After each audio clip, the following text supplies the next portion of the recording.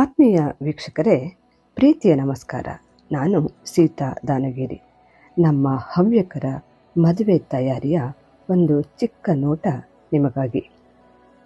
ಸಂಸ್ಕಾರೋ ಹಿ ನಾಮ ಸಂಸ್ಕಾರಸ್ಯ ಗುಣದಾನೇನವ ಸ್ಯಾತ್ ದೋಷಾಪನಯನೇನವ. ಅಂದರೆ ಸಂಸ್ಕಾರ ಎಂದರೆ ದೋಷಗಳನ್ನು ತೆಗೆದು ಗುಣವನ್ನು ವೃದ್ಧಿಪಡಿಸುವುದು. ದೋಷಗಳಿಂದ ದೂರಾಗಿ ಉತ್ತಮ ಗುಣಗಳಿಂದ ವೃದ್ಧಿಗೊಂಡು ವಿಶಿಷ್ಟವಾದದ್ದು, ವಿಶೇಷವಾದದ್ದು ನಮ್ಮ ಹವ್ಯಕ ಸಂಸ್ಕೃತಿ. ದೇಶ, ಕಾಲ, ಜನ, ಜೀವನ ಇದರ ಅಗತ್ಯತೆಗೆ ಅನುಗುಣವಾದ ಸಂಸ್ಕಾರವನ್ನು ಹೊಂದಿರುವುದರ ಮೂಲಕ ನಮ್ಮದೇ ಆದ ಆಹಾರ, ಆಚಾರ, ವಿಚಾರ, ಸಂಪ್ರದಾಯ, ರೀತಿ, ನೀತಿ, ಪದ್ಧತಿ, ಆಚರಣೆ, ಭಾಷೆಗಳ ಮೂಲಕ ವಿಶೇಷ ಸಂಸ್ಕೃತಿಯೊಂದಿಗೆ ನಡೆದುಕೊಂಡು ಬಂದವರು ನಾವು, ನಮ್ಮ ಹವ್ಯಕರು. ನಮ್ಮ ಆಹಾರ, ನಮ್ಮ ಜೀವನ ಪದ್ಧತಿ, ನಮ್ಮ ಸಂಸ್ಕೃತಿಯಿಂದಲೇ ನಾವು ವಿಶ್ವಮಾನ್ಯರಾಗಿದ್ದೇವೆ ಎಂದರೆ ತಪ್ಪಾಗಲಿಕ್ಕಿಲ್ಲ. ಹಳ್ಳಿಯ ಸೊಗಡಿನ ವಿಶೇಷತೆ ನಮ್ಮ ಹವ್ಯಕರದ್ದು. ಧರ್ಮದ ಪಥದಲ್ಲಿ ದೇಹ ಮತ್ತು ಮನಸ್ಸಿಗೆ ಹಿತ ನೀಡುವ ಅನುಸರಣೀಯವಾದ ಅಗತ್ಯವಾದ ಜೀವನ ಕ್ರಮವನ್ನು ಪಾಲಿಸುವವರು ನಾವು.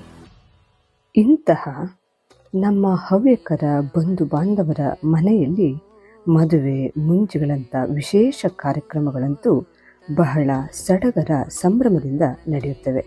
ಯಾಕೆಂದರೆ ಸಹಕಾರ, ಸಂಘಟನೆ, ಸಾಮರಸ್ಯ ನಮ್ಮ ಬದುಕಿನ ತಳಹದಿ. ಸ್ವಾವಲಂಬನೆ, ಸಂಘಟನೆ, ಸಂಸ್ಕಾರದ ತಳಹದಿಯ ಮೇಲೆ ರೂಪುಗೊಂಡಿರುವಂತಹ ದಿವ್ಯವಾದ, ಭವ್ಯವಾದ ಗುರು ಪರಂಪರೆ ನಮ್ಮದು ಎನ್ನುವಂತಹ ಹೆಮ್ಮೆ ನಮಗೆ. ಸನಾತನವು ನಿತ್ಯ ನೂತನ ಎನ್ನುವ ಮಾತು ನಿಜಕ್ಕೂ ಸತ್ಯ, ಸುಂದರ, ಶಾಶ್ವತವಾದದ್ದು. ಇಂತಹ ಸುಸಂಸ್ಕೃತ ಪದ್ಧತಿಯೊಂದಿಗೆ ನಡೆದು ಬಂದ ನಾವುಗಳು ಸಹಕಾರದಿಂದ ಕೂಡಿ ಬಾಳುವ, ಸಂಘಟಿತರಾಗುವುದರ ಕುರಿತು ಯೋಚಿಸುವ ಹಾಗೂ ಕಾರ್ಯಪ್ರವೃತ್ತರಾಗಬೇಕಾದಂತಹ ದಿನ ಬಂದಿದೆ ಎನ್ನುವುದು ವಿಷಾದನೀಯ. ಯಾಕೆಂದರೆ ಪಾಶ್ಚಿಮಾತ್ಯರ ಅನುಕರಣೆ ಹಾಗೂ ನಗರೀಕರಣದ ವ್ಯಾಮೋಹ ಅಂದರೆ ತಪ್ಪಾಗಲಾರದು. ಆದರೂ ಋಷಿ ಪರಂಪರೆಯಿಂದ ಬಂದಂತಹ ಹವ್ಯಕತನದ ವಿಶೇಷವಾದ ಕೊಡುಗೆಗಳು, ಜೀವನ ಪದ್ಧತಿಗಳು, ಸಂಪ್ರದಾಯಗಳು ಹಳ್ಳಿಯಲ್ಲಿ ಇನ್ನೂ ಜೀವಂತವಾಗಿದೆ ಅನ್ನೋದು ವಿಶೇಷವಾಗಿದೆ. ಮೊನ್ನೆ ನಮ್ಮೂರಿನ ಗುಂದದ ಶ್ರೀಧರಣ್ಣನ ಮನೆಯಲ್ಲಿ ಹಾಗೂ ಭಟ್ರ ಮನೆಯ ರಾಮಚಂದ್ರಣ್ಣನವರ ಮನೆಯಲ್ಲಿ ಮದುವೆ ತಯಾರಿ ನಡೆದ ಕೆಲವೊಂದು ನೋಟಗಳನ್ನು ನೋಡೋಣ ಬನ್ನಿ. ಅಲ್ಲಿ ಗುಂದದಲ್ಲಿ ಬೆಳಗ್ಗೆ 10:30ಯಿಂದ ಸಂಜೆ 6:30 ತನಕ ಬಾಳೆಕಾಯಿ ಚಿಪ್ಸು, ಖಾರ, ಶೇಂಗಾ ಇವುಗಳನ್ನೆಲ್ಲ ಕರೆದ್ವಿ. ಹಾಗೆ ಯಾರ್ಯಾರು ಯಾವ್ಯಾವ ರೀತಿಯಾಗಿ ಮಾಡ್ತಾರೆ ಮತ್ತು ಅದಕ್ಕೆ ಯಾವ ರೀತಿಯ ಮಸಾಲೆಗಳನ್ನು ಹಾಕ್ತಾರೆ ಅನ್ನುವಂಥ ವಿಶೇಷವಾದ ವಿಚಾರವನ್ನು ಎಲ್ಲರಿಂದ ಕೇಳಿ ತಿಳ್ಕೊಳ್ಳೋದಕ್ಕೆ ಒಂದು ಅವಕಾಶ ಆಯಿತು ನಮಗೆ. ಜೊತೆಗೆ ನಾವು ಮಾಡುವಂಥ ಹಲವಾರು ತಿಂಡಿಗಳ ಬಗ್ಗೆ ಚರ್ಚೆ ನಡೀತು. ಇನ್ನು ದನ ಕರುಗಳ ಸಾಕಣೆ, ಅವಕ್ಕೆ ಅನಾರೋಗ್ಯ ಆದರೆ ಏನು ಮಾಡಬೇಕು, ಇಂಥ ವಿಚಾರಗಳು ಕೂಡ ಅಲ್ಲಿ ಬಂದು. ಹಾಗೆ ಮಾತಾಡ್ತಾ ಅಲ್ಲಿದ್ದ ಒಬ್ಬ ಹಿರಿಯರು ಹೀಗೆ ಹೇಳಿದರು, ನಮ್ಮ ಕಾಲದಲ್ಲೆಲ್ಲ ಕೇರಿಲೊಂದು ಮದುವೆ ಅಂದರೆ ನಮ್ಮ ಮನೇಲೇ ಮದುವೆ ಅನ್ನುವಷ್ಟು ಕಾಳಜಿ ಮತ್ತು ಸಂಭ್ರಮ ನಮಗಿರ್ತಿತ್ತು. ಅಂದರೆ ಪ್ರತಿದಿನ ಆ ಮದುವೆ ಮನೆಗೆ ಹೋಗೋದು, ಅಲ್ಲಿ ಗುಡಿಸೋದು, ಸಾರಿಸೋದು, ಸಗಣೀರು ಹಾಕೋದು, ಶೇಡಿ ಬಡಿಯೋದು, ಕೆಮ್ಮಣ್ಣು ಕಿತ್ತೋದು, ರಂಗೋಲಿ ಹಾಕೋದು, ಎಲ್ಲ ಕೆಲಸಗಳನ್ನು ಕೂಡ ಅಷ್ಟು ಪ್ರೀತಿಯಿಂದ ನಾವೆಲ್ಲರೂ ಮಾಡ್ತಿದ್ವಿ. ಈಗ ಕಾಲ ಬದಲಾಗಿದೆ. ಹಳ್ಳಿಯಲ್ಲಿರೋ ಜನರ ಸಂಖ್ಯೆನೂ ಕಡಿಮೆ. ಎಲ್ಲ ನೌಕರಿಗಾಗಿ ಪೇಟೆಗೆ ಹೋಗ್ಬಿಟ್ಟಿದ್ದಾರೆ. ಊಟದ ಟೈಮಿಗೆ ಮದುವೆ ಮನೆಗೆ ಹೋಗೋದು, 3 ಗಂಟೆ ಅನ್ನೋಷ್ಟೊತ್ತಿಗೆ ಎಲ್ಲರೂ ಮನೆಯನ್ನು ಸೇರೋದು, ಹಿಂಗಾಗ್ಬಿಟ್ಟಿದೆ ಈಗಿನ ದಿನ ಅಂತ ಹೇಳಿದ್ರು.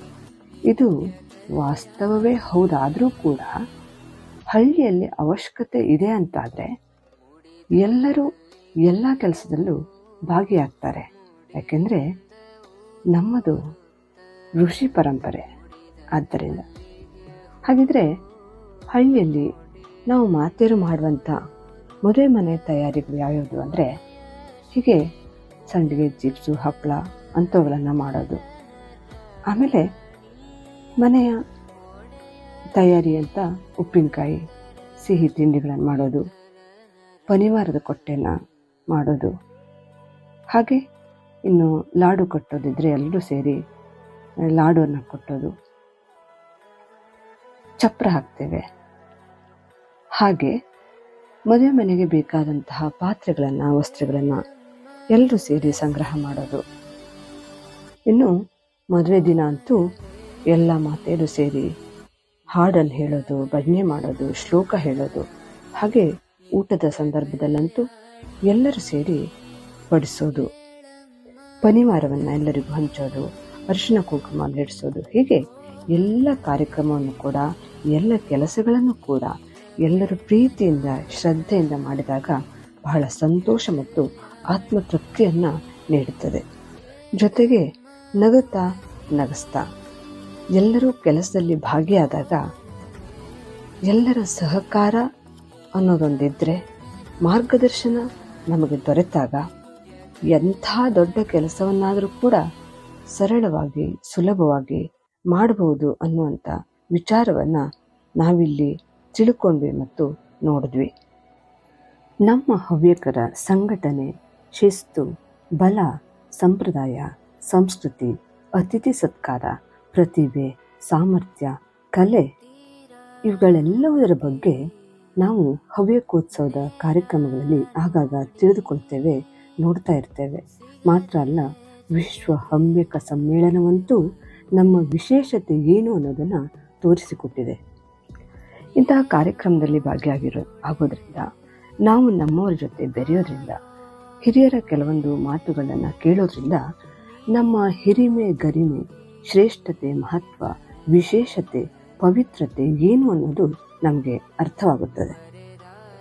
ಆತ್ಮೀಯರೇ, ಸಮಾಜದ ಅತ್ಯಂತ ಶ್ರೇಷ್ಠ ಬುದ್ಧಿಜೀವಿಗಳಾದಂಥ ನಾವು ಹವ್ಯಕರು ಒಬ್ಬರಿಗೊಬ್ಬರು ಸಹಕರಿಸುತ್ತಾ, ಪ್ರೋತ್ಸಾಹಿಸುತ್ತಾ ಗುರು ಪರಂಪರೆಯ ಮಾರ್ಗದರ್ಶನದಲ್ಲಿ ಸಾಗಿದ್ದೇ ಆದಲ್ಲಿ ನಮ್ಮ ಭವಿಷ್ಯ ಬಂಗಾರವಾಗುವುದರಲ್ಲಿ ಸಂದೇಹವೇ ಇಲ್ಲ. ಬಂಧುಗಳೇ, ನಮ್ಮೊಳಗಿನ ಸಣ್ಣ ಪುಟ್ಟ ದ್ವೇಷ, ಅಸೂಯೆ, ಕೋಪ, ತಾಪಗಳನ್ನು ಮರೆತು ವಿಶಾಲ ಮನೋಭೂಮಿಕೆಯಲ್ಲಿ ಪ್ರೀತಿ, ಸ್ನೇಹ, ಮಮತೆ, ವಾತ್ಸಲ್ಯದಿಂದ ಬದುಕಿ ಸಮಾಜಕ್ಕೆ ಆದರ್ಶನೀಯರಾಗಿ ಜೀವನವನ್ನು ಸಾರ್ಥಕಗೊಳಿಸಿಕೊಳ್ಳೋಣ.